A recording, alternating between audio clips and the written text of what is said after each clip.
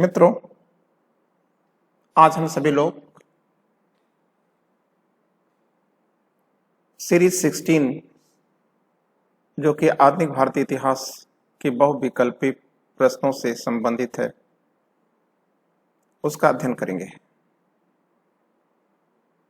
तो आइए हम लोग शुरू करते हैं और देखते हैं कि पहला क्वेश्चन क्या है। अगर हम लोग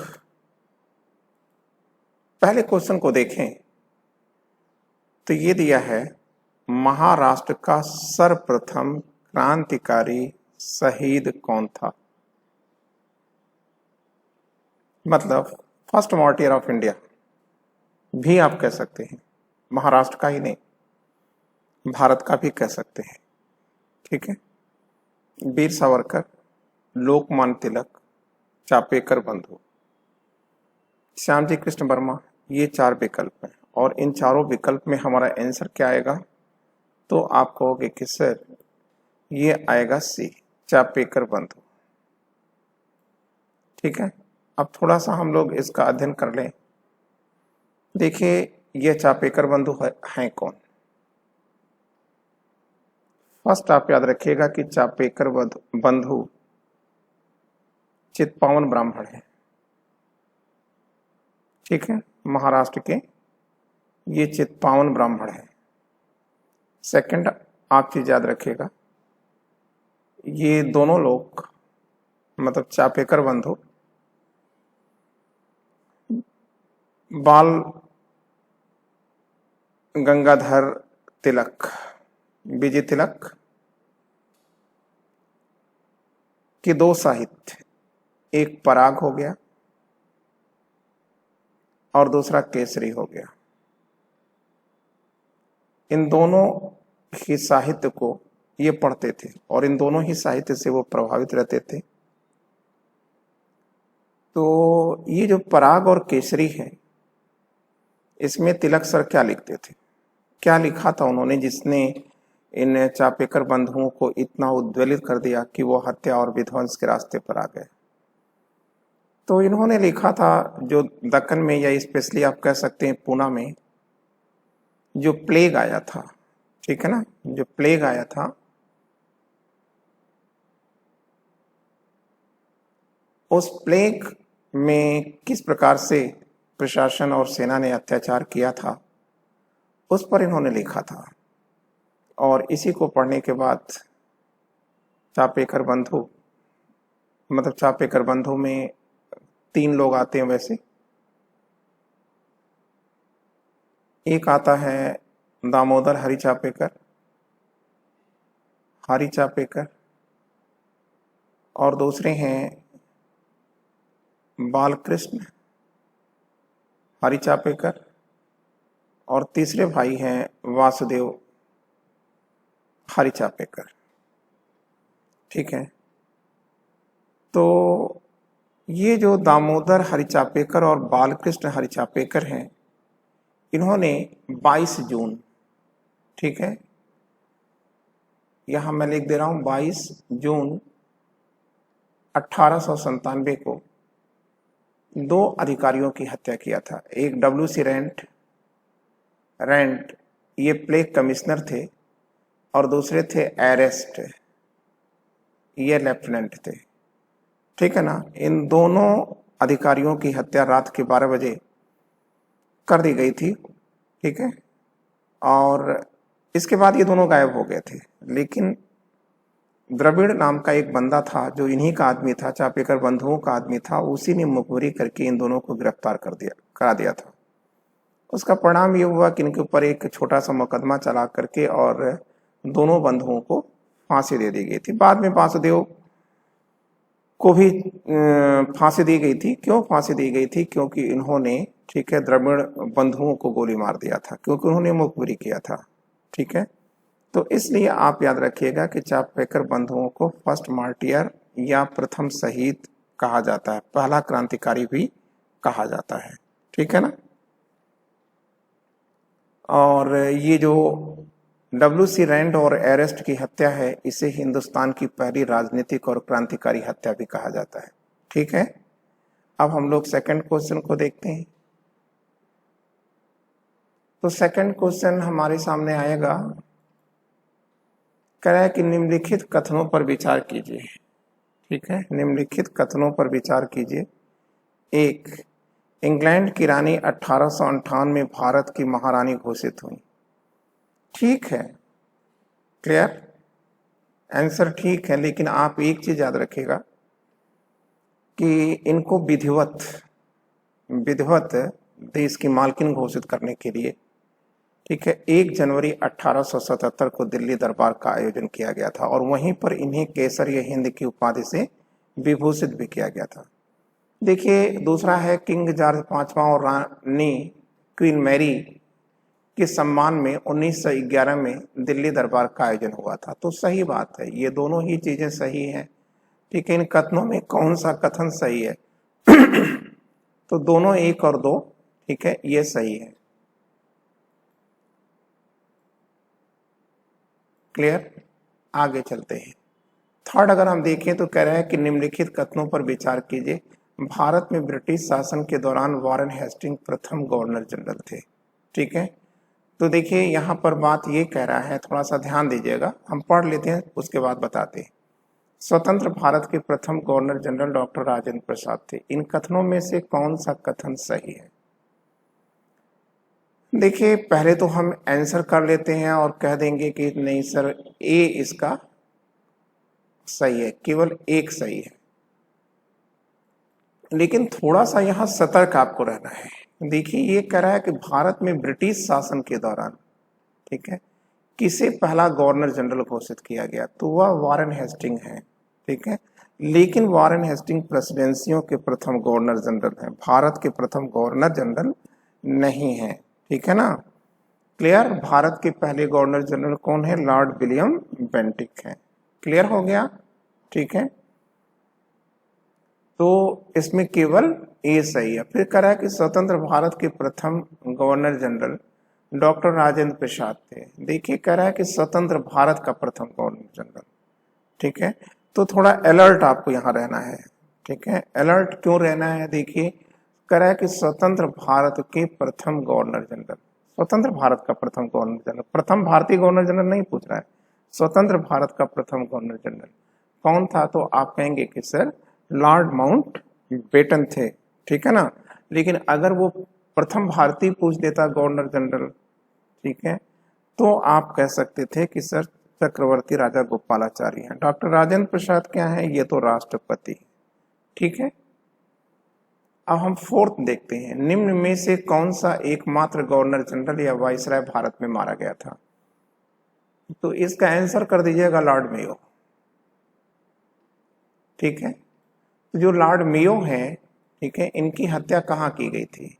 तो हमने आपको इसके पहले किसी क्वेश्चन के नरेशन में यह बता रखा था कि लॉर्ड मेयो 1872 में ये अंडमान की यात्रा पर है, निरीक्षण यात्रा पर है, निकोबार की निरीक्षण यात्रा पर है ना। और जब वो निरीक्षण यात्रा कर रहे थे तो यहीं पोर्ट ब्लेयर में हैदर नाम के एक बहावी ने, हैदर नामक एक बहावी ने, ठीक है, किसकी हत्या कर दिया था? लॉर्ड मेयो सर की छुरे से हत्या कर दिया था। ठीक है ना, तो ये आपने कर लिया। अब हम लोग अगली बात करते हैं। 5वां, सिविल सेवा में भर्ती के लिए खुली प्रतियोगिता का आयोजन किस वर्ष शुरू हुआ था? तो इसका आंसर तो डायरेक्ट आपको करना है और मैं बहुत बार इसके बारे में चर्चा भी कर चुका हूं। ठीक है, 1853 के चार्टर्ड एक्ट में, ठीक है, सिविल सेवा की खुली प्रतियोगिता कराने का, ठीक है, निर्देश था। ठीक है, और उसके परिणाम स्वरूप 54 में सिविल सेवा का पहला बैच आया था। फिर हमने आपको बताया था कि ए.यू. ह्यूम जो कि कांग्रेस के संस्थापक हैं, वो पहले बैच के ही आईसीएस ऑफिसर थे। 6 क्वेश्चन कह रहा है कि निम्न में से किस राज्य का विलय अधिग्रहण की नीति के तहत नहीं किया गया था? मतलब डॉक्ट्रिन ऑफ लैप्स। ठीक है, मतलब गोद लेने की प्रथा के आधार पर किसका विलय नहीं किया गया? तो देखिए, सतारा का तो किया ही गया था, झांसी का भी किया गया था, नागपुर का किया गया था। ये जो त्रावणकोर रियासत है, त्रावणकोर रियासत का विलय, ठीक है, कब होता है और कैसे होता है? तो आप याद रखिएगा कि सर देखो, जो त्रावणकोर रियासत है इसका विलय 1799 में, ठीक है, गवर्नर जनरल वेलेस्ली ने किया था। और किस आधार पर किया था? आप कहेंगे कि सहायक संधि के आधार पर इसका विलय किया है, सब्सिडरी अलायंसेस के आधार पर इसका विलय किया। और ये तीनों जो हैं ये गोद लेने की प्रथा के आधार पर, ठीक है, ये इनका विलय किया गया है, ठीक है ना। तो अब 7 देखिए, निम्नलिखित में किसकी उपाधि नाना साहब थी? तो देखिए, नाना साहब उपाधि किसकी थी? आप कहते होंगे कि एक तो नाना साहब थे जो जिनके नेतृत्व में 1857 की बगावत हुई थी। देखिए, एक और भी है, और वो कौन है? बाजीराव सेकंड है, ठीक है, बाजीराव फर्स्ट के बेटे बाजीराव सेकंड। 1740 से 1761 इनका समय है बाजीराव सेकंड का, और इन्हें जो है नाना के नाम से जाना जाता था, ठीक है। बालाजी विश्वनाथ बाजीराव फर्स्ट के पिता हैं, ठीक है, और 1713 से 1720 तक बालाजी विश्वनाथ पेशवा रहे हैं। बाजीराव प्रथम 20 से 40 तक रहे हैं, और इन्हीं बाजीराव को लड़ाका पेशवा के नाम से भी जाना जाता है, ठीक है ना। और ये हैं पेशवा माधवराव, ठीक है। तो पेशवा माधवराव, यह पानीपत की जो तीसरा युद्ध है उसके बाद ये माधवराव आते हैं, ठीक है। और माधवराव की असमय मौत पर, ठीक है, ग्रांडफ ने कहा था कि इस नौजवान पेशवा की मौत ने मराठों को उतनी क्षति पहुंचा दिया जितनी कि पानीपत के तीसरे युद्ध से कभी नहीं हुई थी, ठीक है ना। तो ये आपने 7वां भी देख लिया। 8वां आप देखिए, 8वां कह रहा है कि सहायक संधि का लक्ष्य क्या था। तो पहली चीज तो आप याद रखिए, ये सहायक संधि का लक्ष्य क्या है, पहले पढ़ लीजिए। नंबर 1 दिया है देश की नेपोलियन से रक्षा करना। 2 ब्रिटिश राजस्व में वृद्धि करना। 3 भारतीय राज्यों पर ब्रिटिश नियंत्रण में वृद्धि करना। 4 स्थानीय शासकों की शक्ति को छीनना, ठीक है। ये 4 आपके सामने अल्टरनेट्स दिए गए। एग्जैक्टली जो सहायक संधि है, ठीक है, यह कौन लागू करता है? गवर्नर जनरल वेलेस्ली करते हैं, ठीक है, क्लियर। तो गवर्नर जनरल वेलेस्ली करते हैं, और गवर्नर जनरल वेलेस्ली जब आए थे तो उस समय ब्रिटेन के इतिहास का सबसे काला दिन चल रहा था। क्यों काला दिन था ब्रिटेन की लाइफ का? क्योंकि जो फ्रांस के तानाशाह है नेपोलियन, वो क्या चाहते थे, ठीक है, वो संपूर्ण यूरोप को, ठीक है, फ्रांस में मिला करके एक बेहतर फ्रांस का निर्माण करना चाह रहे थे। लेकिन उनकी इस योजना में अगर कोई बाधा था तो वो था ब्रिटेन, ठीक है ना। तो अब नेपोलियन क्या चाहते थे? ब्रिटेन से वह जल युद्ध में नहीं जीत सकते थे, इसलिए वो थल से ब्रिटेन को हराना चाहते थे। इसलिए वे चाहते थे कि हम अगर भारत पर अटैक करते हैं तो हमारा एक साथ 2 काम हो जाएगा। एक तो ब्रिटेन की जो बैकबोन है, आर्थिक जो बोन है, वो टूट जाएगी, और दूसरा हम नेपोलियन से थल पर युद्ध भी कर लेंगे। तो इसका मतलब पहला जो विकल्प है ये तो सही है, ठीक है। देखिए, ब्रिटिश राजस्व में वृद्धि करना, इससे ब्रिटिश राजस्व में कहीं से कोई वृद्धि नहीं हो रही थी, ठीक है। भारतीय राज्यों पर ब्रिटिश नियंत्रण में वृद्धि करना, जी हाँ, ये जरूरी था, क्योंकि भारतीय जो राज्य हैं वह फ्रांस की तरफ कभी मुड़ जाते थे, कभी ब्रिटेन की तरफ से मुड़ जाते थे। तो अगर फ्रांस भारत की रियासत में बैठा रहेगा, राज्यों में बैठा रहेगा, तो वह ब्रिटेन की हर प्रकार की गतिविधियों से परिचित होता रहेगा, ठीक है ना। तो ऐसी स्थिति में, ठीक है, ब्रिटेन के लिए यह अच्छा नहीं होगा। तो वो चाहते हैं कि हम सहायक संधि को लागू करके हिंदुस्तान में कोई भी ऐसी रियासत न हो जो अपने अस्तित्व के लिए ब्रिटेन पर अवलंबित न हो, ठीक है ना। तो इसका मतलब देश की नेपोलियन से रक्षा करना चाहते थे, ये तो भाई सही बात है, अभी हमने आपको बता दिया, ठीक है। भारतीय राज्यों पर ब्रिटिश नियंत्रण में वृद्धि करना चाहते थे, जाहिर सी बात है, ठीक है। अगर नहीं करेंगे मतलब ब्रिटिश नियंत्रण को स्थापित नहीं करेंगे तो ये लोग करते क्या थे? देशी रियासतें ये साजिश के सबसे बड़े केंद्र हुआ करते थे, ठीक है। और स्थानीय शासकों की शक्ति को छीनना ये भी सही है। तो इसका मतलब आपका आंसर क्या हो जाएगा, 1, 3 और 4, 1, 3 और 4 और डी विकल्प है।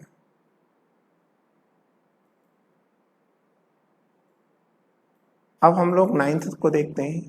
नवा क्वेश्चन कह रहा है कि भारत में आधुनिक राष्ट्रवाद के उदय में निम्न में से क्या कारण थे। ठीक है, राष्ट्रवाद का मतलब क्या होता है, राष्ट्रवाद का मतलब क्या होता है, ठीक है। आप कहेंगे जनरल विल, मतलब देश की विविधताओं में, ठीक है, एकता का भाव ही राष्ट्रवाद है। तो ये कब आएगा, जब हम राजनीतिक रूप से एक हों, ठीक है, आर्थिक दृष्टिकोण से एक हों, प्रशासनिक दृष्टिकोण से एक हों, मतलब एक देश के अंदर एक प्रकार का टैक्स हो, एक प्रकार का कानून हो, एक प्रकार का, ठीक है, मुद्रा हो, ठीक है, क्लियर, ये सब हो। तो क्या ये अंग्रेजों ने नहीं किया था क्या, तो इसका मतलब पहला तो सही है ना, भारत का राजनीतिक, आर्थिक और प्रशासनिक एकीकरण तो अंग्रेजों ने किया ही था। भाई एक राजा था जो ब्रिटेन में बैठा हुआ था, आर्थिक दृष्टिकोण से समान टैक्स लागू थे, ठीक है, क्लियर, और प्रशासनिक एकीकरण भी था, ठीक है, सारा प्रशासन जो है वो एक ही जगह से नियंत्रित हो रहा था। तो इस प्रकार एकता का भाव आया या नहीं आया। फिर देखिए जो वेस्टर्न विचार आया, तो वेस्टर्न विचार क्यों आया, ठीक है, और भारतीय कैसे परिचित हुए। तो भारतीय देखिए कौन सी शिक्षा ले रहे हैं, अंग्रेजी की शिक्षा ले रहे हैं कि नहीं ले रहे हैं, अंग्रेजी में पढ़ रहे कि नहीं पढ़ रहे हैं, अंग्रेजी जान रहे हैं कि नहीं जान रहे हैं। अगर ये अंग्रेजी जानेंगे तो ये जो पाश्चात्य थॉट्स हैं, ठीक है, वो ग्रीन है, हॉब्स है, लॉक है, प्लेटो है, अरिस्टोटल है, वोल्टेयर है, ठीक है, उनकी किताबों को पढ़ लेंगे या नहीं पढ़ लेंगे, पढ़ लेंगे ना, तो इसका मतलब पाश्चात्य विचारों से वो परिचित हो गए क्योंकि वो अंग्रेजी जानने लगे थे। अच्छा, प्रेस की भी भूमिका थी, ठीक है, बिल्कुल थी, प्रेस की भी भूमिका थी। वही प्रेस जो होता है क्या करता है, प्रेस जनमत का निर्माण करता है, ठीक है। तो ये जो सरकार थी, सरकार जब भी कोई गलती करती थी तो प्रेस क्या करता था, ठीक है भाई, इसीलिए इसको फोर्थ कॉलम कहा जाता है, फोर्थ स्तंभ कहा जाता है। तो प्रेस करता क्या था कि चीख चीख करके लोगों को समझा देता था, जागरूक कर देता था, ठीक है। फिर मध्यवर्गीय बुद्धिजीवियों का अभ्युदय। देखिए राष्ट्रवाद जो है मध्यवर्गीय जो समाज होता है उसी की शिशु है वो, ठीक है ना, क्योंकि राष्ट्रीयता, देशभक्ति, ये सारी की सारी चीजें ये मध्य वर्ग के कंधे पर ही रहती हैं। तो इसका मतलब हमारा तो चारों सही है, ठीक है, 1, 2, 3, 4। तो आइए देखते हैं अगला पोर्शन, चलते हैं 10वां में कह रहा है इसको आप मिलान करिए, ठीक है। कह रहा है अहमदिया आंदोलन है, ये एक तरफ आंदोलन दिए गए हैं और दूसरी तरफ आंदोलन को से संबंधित व्यक्ति दिए गए हैं। तो अहमदिया आंदोलन ये कब चला था, तो आप कहोगे कि सर 1889 में चला था और पंजाब में चला था, ठीक है। किसने चलाया था, तो आप ये देखिए चौथा है, मिर्जा गुलाम अहमद कादियानी ने चलाया था, ठीक है। यहां लिख देते हैं मिर्जा गुलाम अहमद कादियानी ने इसे चलाया था, पंजाब के कादियान से चलाया था, ठीक है। लेकिन ये फेल कर गया था। क्यों फेल कर गया था, क्योंकि ये मिर्जा गुलाम अहमद कभी अपने को कहने लगे थे मैं कृष्ण का अवतार हूं, तो कभी मसीह का अवतार हूं, मतलब तमाम प्रकार के, ठीक है, ये उल्टे सीधे बातें करते रहते थे। अब जो देवबंद आंदोलन है ये देवबंद में चला था ना, ठीक है, सहारनपुर के देवबंद में चला था। इसको किसने चलाया था, कासिम ननौती और राशिद अहमद गंगोई ने चलाया था, ठीक है। ये भी हो गया। और इसका उद्देश्य क्या था देवबंद आंदोलन का, ठीक है, इस्लाम के लिए, ठीक है, शिक्षक पैदा करना या कट्टरपंथी पैदा करना, आप कह सकते हैं कि कैसे शिक्षक जो इस्लामिक भावनाओं में विश्वास करे, ठीक है। अब ये देखिए जो तायूनी आंदोलन है, तायूनी आंदोलन जो है ये किसने चलाया है, करामत अली ने चलाया था, ठीक है, ये 2 हो गया। सेवा सदन ये तो आप जानते ही हैं, 1885 में बहराम जी मालावारी का है, ठीक है। तो आप अगर मिलाएं तो देखिए 1 का 4, 1 का 4 अगर कहीं पर भी है तो आप लगा दीजिए, लेकिन 2 जगहों पर है 4। देवबंद आंदोलन का क्या है? देवबंद आंदोलन का है 3 है, तो आप 3 लगा दीजिए। तो इसका मतलब एक ही विकल्प है सी, तो इसका सी आंसर सही हो गया। ठीक है,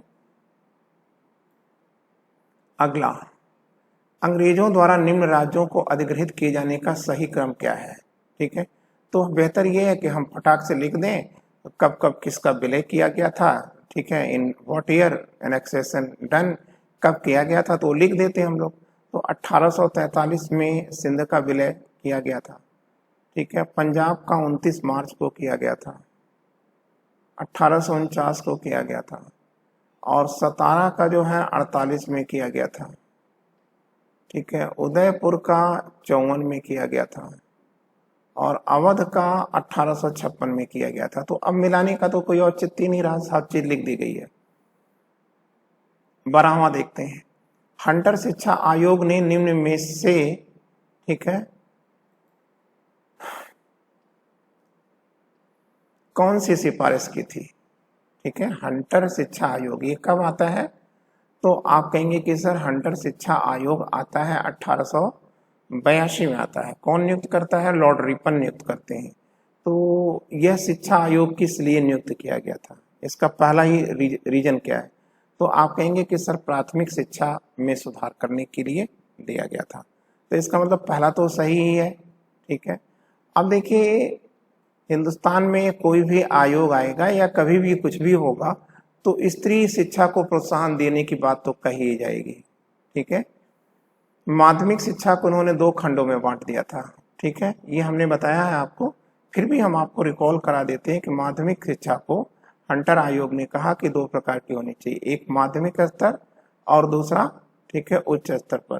तो इनका ये कहना है कि जो ग्रामीण स्तर के जो छात्र हैं उनको माध्यमिक स्तर पर, या कमजोर छात्रों को माध्यमिक स्तर पर रोक लिया जाए, और रोक करके क्या किया जाए कि इनको टेक्निकल एजुकेशन दे करके, ठीक है, जीवन जीने की के लिए योग्य बना दिया जाए, और उच्च शिक्षा जो तेज तर्रार लड़के हैं उनको पढ़ने के लिए दिया जाए, उसका मौका दिया जाए। ठीक है, विश्वविद्यालय शिक्षा को प्रोत्साहित किया जाना, इसमें ऐसा कुछ नहीं था। तो इसका मतलब हमारा क्या होगा? 1 2 3, 1 2 3 पहला विकल्प है।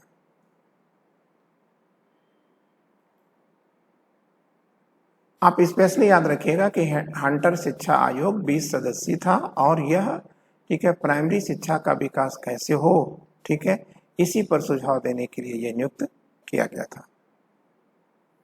13वां क्या है? निम्नलिखित संस्थानों की स्थापना के आधार पर सही क्रम में रखें। तो देखिए ये है कलकत्ता मदरसा, है ना। तो कलकत्ता मदरसे की स्थापना किसने किया था? तो पहली चीज आप याद रखिएगा, जो कलकत्ता मदरसा है ये वॉरेन हेस्टिंग ने स्थापित किया था। कब किया था? 1781 में किया था। उद्देश्य क्या था? आप कहेंगे कि पर्शियन ज्ञान को व्यापकता देना। और Banaras Sanskrit college, Asiatic society, तो एशियाटिक सोसाइटी पहले हम देख लेते हैं। ठीक है, 1784 में इसकी स्थापना हुई थी। किसने किया था? विलियम जोन्स ने किया था। विलियम जोन्स ने किया था। अब विलियम जोन्स सर ने क्यों किया था?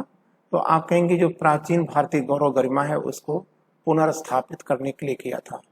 ठीक है, और इसके बाद बनारस संस्कृत कॉलेज की स्थापना हुई थी, और ये जोनाथन डंकर ने किया था। डंकर ने किया था। ठीक है, ये थोड़ा टाइम लगा, ये वॉरेन हेस्टिंग की प्रेरणा से इन्होंने स्थापित किया था। ठीक है, लेकिन एशियाटिक सोसाइटी के बाद में किया था। हिंदू कॉलेज की स्थापना 1817 में हुई थी, कलकत्ता में हुई थी, और राजा राम मोहन और उनके दोस्त डेविड हेयर ने किया था। डेविड हेयर और R.R. रॉय, राजा राम मोहन राय ने किया था। तो अब इसका विकल्प लाने की जरूरत तो रह नहीं जाती। ठीक है, फिर भी देखते हैं। कलकत्ता मदरसा ये सबसे पुराना हो रहा है, तो एक पहले आ गया। फिर एशियाटिक सोसाइटी दूसरे स्थान पर आ गया। बनारस ये तीसरे स्थान पर आ गया। तो इसका मतलब ये डी विकल्प सही है।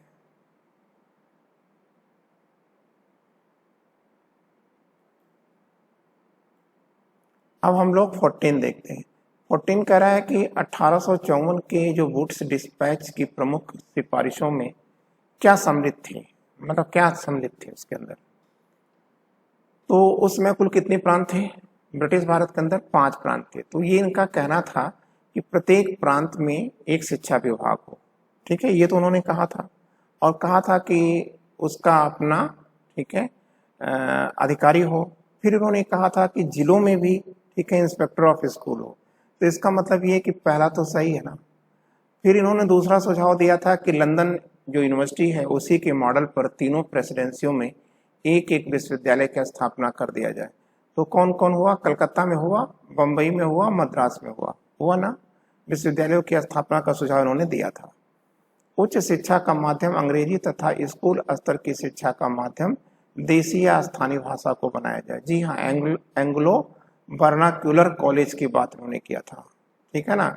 क्लियर? तो ये भी सही हो गया, ठीक है। तो और चौथा ग्राम शिक्षा का उन्होंने कोई उल्लेख नहीं किया था। तो इसका मतलब 1 2 3 आप देखिए कहां पर दिया गया है, 1 2 3 ये सी विकल्प।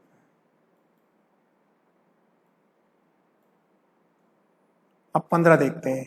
निम्नलिखित घटनाओं को सही क्रम में संयोजित करिए, ठीक है। तो लिख देते हैं सबके सामने, तो मिलाने का औचित्य नहीं रह जाता। तो ब्रह्म समाज की स्थापना कब होती है? 1828 में होती है। प्रथम कानूनी विधवा पुनर्विवाह ये 1856 में होता है, ठीक है। बेथनो स्कूल की स्थापना ये 1849 में होती है। ये भारत में स्थापित होने वाला पहला महिला कॉलेज है, महिला कॉलेज। क्लियर? और आर्य समाज की स्थापना ये 1875 में होती है। तो अगर आप मिलाना चाहे तो आप मिला सकते हैं, ठीक है। इसका मतलब पहले 1828 आ रहा है, तो 1 उसके बाद 3 आएगा, 1 के बाद 3, 1 के बाद 3 यहाँ कहीं है? नहीं है, बी है। तो आप इसे कर लीजिए, 1 3 2 4। आप 16 देखते हैं। अंग्रेजों ने भारत में राष्ट्रवाद के विकास में योगदान दिया था। बिल्कुल दिया था, राष्ट्रवाद उन्हीं का शिशु है, ठीक है। हमारे अंदर जो भी राष्ट्रीयता है सब अंग्रेजों के देन है। अंग्रेजी भाषा के प्रयोग से प्रबुद्ध भारतीयों को अंतर्राष्ट्रीय साहित्य के अध्ययन का अवसर मिला। अभी मैंने आपको बताया था, ठीक है, कि अगर अंग्रेजी ना होती तो राष्ट्रीयता आती ही नहीं। हम फ्रांस की क्रांति से नहीं परिचित होते, हम वोल्टेयर के कॉन्सेप्ट से नहीं आते, ठीक है। फिर जितने भी इस प्रकार के लोग हैं उनके विचारों से अपरिचित हो जाते हैं, ठीक है। तो ये सही हो गया। संचार और एवं यातायात के साधनों का प्रयोग। देखिए, कम्युनिकेशन चाहे वो परिवहन से हो, चाहे वो, ठीक है, दूरभाष से हो या आमने सामने हो, ठीक है, सदैव क्या करता है? आपसी मेलजोल को बढ़ाता है। और जहां पर भी आपसी मेलजोल है वहां पर भ्रातृत्व है, ठीक है। जहां भ्रातृत्व है वहां राष्ट्रवाद है।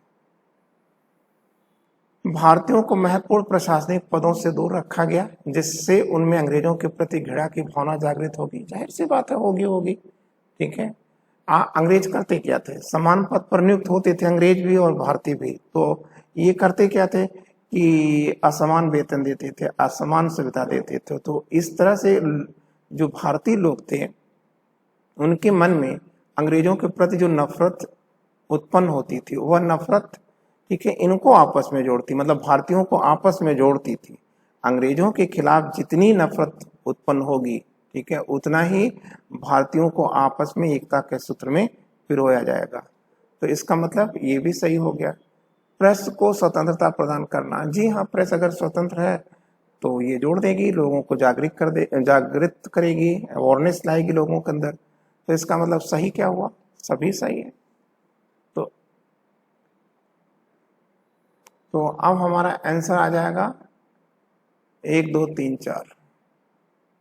इन चारों ने मिलकर के राष्ट्रवाद को जगाया है। 17, भारतीय राष्ट्रीय कांग्रेस की स्थापना का उद्देश्य क्या था? ठीक है, भारत के विभिन्न भागों में स्थित श्रमिकों से महत्वपूर्ण संबंध स्थापित करना। वो तो था ही था भाई, श्रमिकों से, अपने लोगों से संबंध स्थापित करना। जाति, धर्म, वंश इत्यादि की असमानता को दूर करना, सॉरी था ही, ठीक है। हमने आपको बताया भी था कि 1917 में जब कलकत्ता में कांग्रेस का अधिवेशन चल रहा था और उसकी अध्यक्षता एनी बेसेंट कर रही थी, तो उसमें किसी प्रकार के डिस्क्रिमिनेशन का विरोध करने की बात की गई थी। भारत को अधिक अधिकार दिलाना तथा उनकी दशा में सुधार करना, ठीक है, ये भी है। अंग्रेजों के साथ सहयोग करना ना, अंग्रेजों के साथ सहयोग करेंगे तो कहाँ राष्ट्रीयता आएगी, अंग्रेजों का विरोध करेंगे तब ना राष्ट्रीयता आएगी, ठीक है। अभी हमने 1 मिनट पहले भी कहा था कि अंग्रेजों के खिलाफ जितनी नफरत उत्पन्न होगी वो नफरत जो है भारतीयों को एकता के सूत्र में पिरोएगी। तो चौथा छोड़ दीजिए, 1, 2, 3 सही है, तो ए विकल्प इसका सही है। अब 18 देखते हैं। भारतीय इतिहास में निम्नलिखित युद्धों में से सबसे पहले कौन सा युद्ध लड़ा गया? तो सबके सामने डेट लिख देते हैं, अपने आप ही आपका हो जाएगा कि कौन पहले है, ठीक है। तो आइए देखते हैं। प्रथम आंग्ल मतलब अंग्रेज, तो जो प्रथम आंग्ल युद्ध है, आंग्ल अफगान युद्ध, ये कब होता है? 1838 में शुरू होता है। सेकंड कर्नाटक वॉर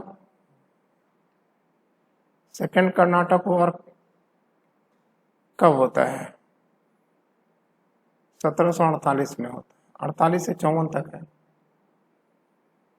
और तृतीय आंग्ल मराठा युद्ध, ठीक है, ये 1817-18 में होता है।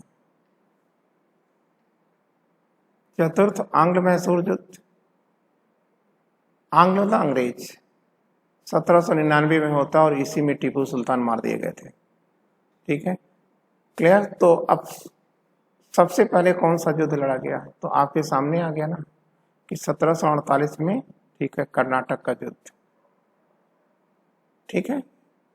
और आप 19वां देखिए। स्वतंत्रता संग्राम के दौरान निम्नलिखित में सबसे पहले कौन सी संस्था प्रारंभ हुई थी? ठीक है, पुनः वही रास्ता अख्तियार करते हैं, ठीक है, कि हम बिना कुछ सोचे हुए सबके सामने जो है लिख देते हैं, डेट लिख देते हैं, ठीक है। तो आइए देखते हैं। देखिए, ये जो मुंबई है ये आज का नाम है, ये है बॉम्बे, ठीक है। तो बॉम्बे प्रेसिडेंसी एसोसिएशन की स्थापना 1885 में हुई थी, ठीक है। फिरोज शाह मेहता हैं, बदरुद्दीन तैयब जी हैं और काशी प्रसाद तैलंग हैं। इन 3 लोगों ने मिल करके, ठीक है, बॉम्बे प्रेसिडेंसी की एसोसिएशन की स्थापना किया था कि ये अलग की बात है कि ये इसी वर्ष कांग्रेस में विलीन हो जाएगी। इंडियन एसोसिएशन की स्थापना कब हुई थी? 1876 में हुई थी। किसने किया था? सुरेंद्र नाथ बनर्जी ने किया था, ठीक है ना। और मद्रास नेटिव एसोसिएशन की स्थापना 1852 में हुई थी। मद्रास की ये पहली राजनीतिक संगठन है, मद्रास का ये पहला राजनीतिक संगठन है और इसके संस्थापक कौन है? गुजुलू लक्ष्मी नरसु चट्टी है। गुजुलू लक्ष्मी नरसु चट्टी क्या है? ये मद्रास नेटिव एसोसिएशन के संस्थापक हैं, ठीक है। और यह भी हमने आपसे कहा कि मद्रास की पहली राजनीतिक संस्था है। और एक चीज याद रखिएगा कि मद्रास नेटिव एसोसिएशन अपने विचारों के लिए एक अखबार निकालती है जिसका नाम है द क्रिसेंट, ठीक है। पूना सार्वजनिक सभा, इसकी स्थापना कब होती है? 1870 में होती है। कौन करता है इसकी स्थापना? ठीक है, कई लोग हैं, एस चिपलुड़कर हैं, महादेव गोविंद रानाडे हैं, ठीक है। ये पूना सार्वजनिक सभा के संस्थापक हैं। और इसका कार्य क्या था पूना सार्वजनिक सभा का? तो आप कहेंगे सरकार और जनता के बीच संवाद को स्थापित करना। अब 20 क्वेश्चन है, निम्नलिखित में क्या सत्य पूछ रहा है? बहादुर शाह जफर जो कि हमारे अंतिम बादशाह हैं, को रंगून निर्वासित किया गया था। तो वो कैसे निर्वासित किया गया था? भाई जहाज किया गया, पानी की जहाज से किया गया या बैलगाड़ी से? तो आप कह दीजिएगा बैलगाड़ी से किया गया था, ठीक है। एक कारवा था, बैलगाड़ियों का एक कारवा था, उसी कारवे से इनको भेजा गया था। बहादुर शाह को सुरक्षित ले जाने के लिए 9th लांसर रेजिमेंट का प्रयोग हुआ था। बिल्कुल सही है। और इस रेजिमेंट का नेतृत्व किसने किया था? तो आप कहेंगे लेफ्टिनेंट ओमनी ने किया था। ठीक है। तो जबकि बहादुर शाह को कलकत्ता बंदरगाह से रंगून भेजा गया, ये चीज गलत है। ठीक है। तो ये हो गया। तो बच्चों देखिए, यह क्वेश्चन इजी तो थे, लेकिन ऐसे क्वेश्चन को गलत होने का मतलब आप समझ चुके होंगे कि इसके गलत होने का मतलब है कि आप उलझ गए, फंस गए। ठीक है ना। तो अब हमने इतनी बातें कर ली। ठीक है। अब आप मुझे अनुमति दीजिए, फिर हम कल आपके सामने, ठीक है, दूसरे क्वेश्चन को लेकर के आएंगे। वो भी क्वेश्चन आधुनिक भारत से ही होंगे। ठीक है। थैंक यू और wishing you all the luck. नमस्ते।